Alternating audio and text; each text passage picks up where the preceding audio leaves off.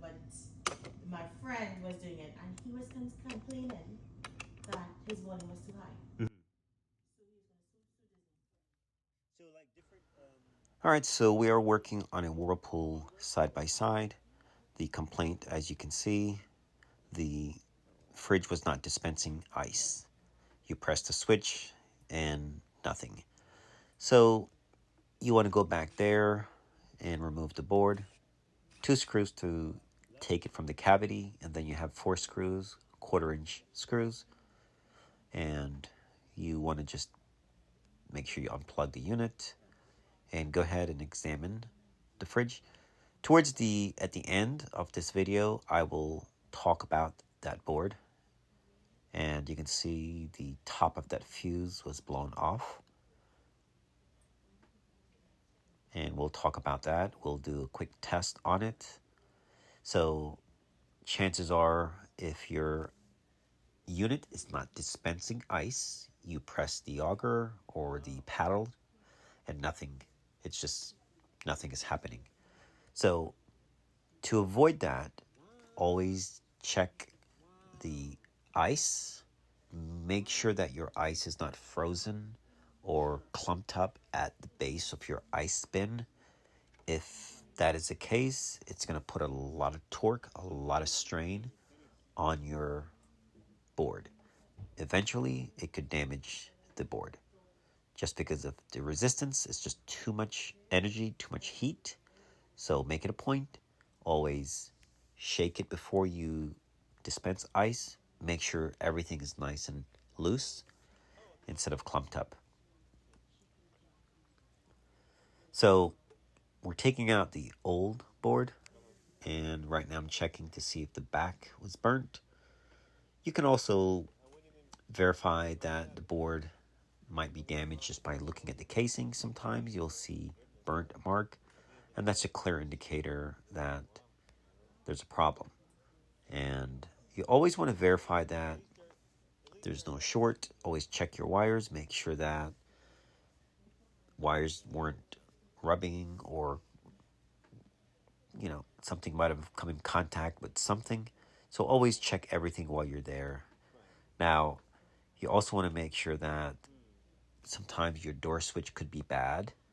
But a lot of times, if you're getting water, chances are that micro switch that controls the lever for your water, sometimes they share the same circuit, meaning if you're getting water, sometimes you're okay for the ice paddle. Not always. So before you change the board, what you could do, go inside the freezer section and locate the auger motor wire or wires and set your meter to volts AC. I was looking for the video if the previous one that I went out, and I'm not totally sure if I did do that. I think I might have. So you can also use a non-contact voltage pen and basically touch the wire as you press the paddle and see if you're getting voltage. But the best way to do it would be to use a regular meter and check for voltage and see if you're getting 120 volts. If you're not getting voltage, and make sure you press the door switch in. If you're not getting voltage, then the board is bad. And of course, you might have to verify that the door switch itself is good as well. You can check the door switch for continuity, but if you check that fuse, it's easier just to go to the back of the fridge, pull it out, check that fuse. If you don't have continuity there, then that's your problem. Replace the board, or I will have a video actually on replacing just the fuse. All right, so pretty soon we're going to be in the front, and we're going to be checking the ice, and we're going to be getting ice. All right, guys, enjoy the rest of the video.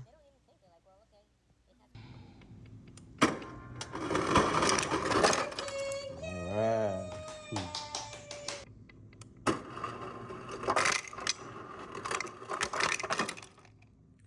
All right, so this was the board on the refrigerator that I went out to change, and the issue we were having, the auger, it was not dispensing ice.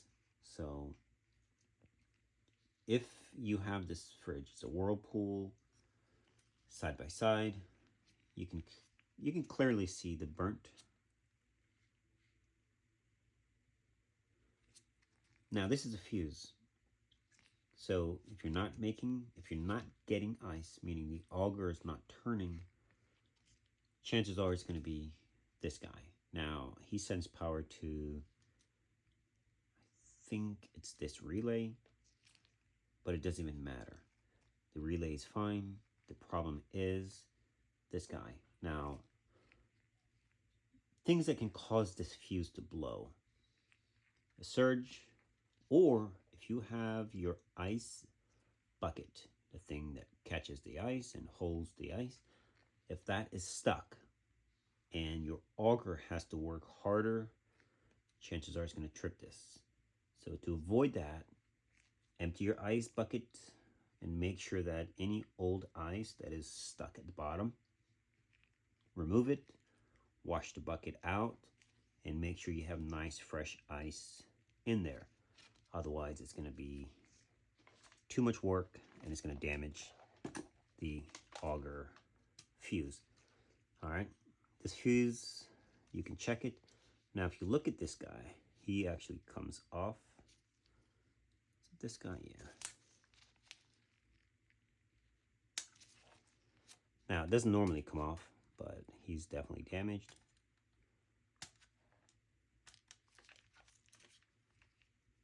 See that? Totally burnt. Now we're gonna check this guy and him, and you will see clearly I actually did some markings.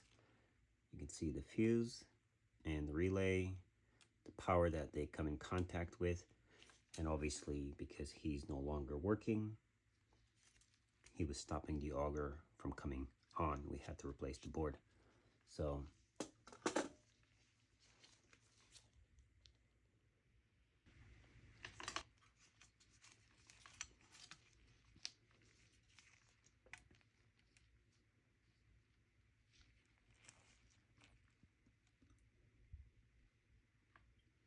this meter's pretty loud, you'll know. So fuse is clearly bad. Let's check the good one.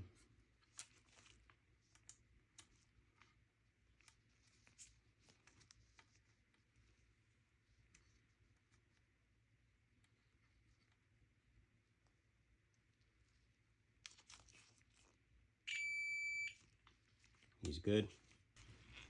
One side of this fuse feeds, you'll see. Okay.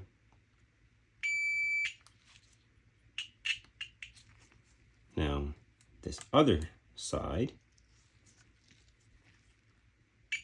see that? He doesn't feed it, he feeds it. So, and then of course, power from here, it's either him or him, I think it's here, goes to this guy. Yep. So, make sure you check this fuse if you're having ice maker auger issue, but for sure make sure you double check that your ice bin is not stuck. All right guys, thanks for watching.